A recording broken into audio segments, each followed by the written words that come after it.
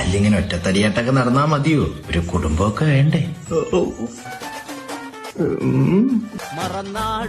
നിങ്ങൾക്ക് കെട്ടാൻ പോകുന്ന പെണ്ണിനെ പറ്റിയിട്ടുള്ള സങ്കല്പം എന്താ? എന്റെ പെണ്ണ് റോട്ടിൽ കൂടെ പോകുമ്പോ നാട്ടുകാർ പറയണം എന്ത്? ഞാൻ പുണ്യം ചെയ്തവനാണ്. അങ്ങനെ ആയിരിക്കില്ല, അവളെന്തോ പാപം ചെയ്തിട്ടുണ്ടെന്നായിരിക്കും.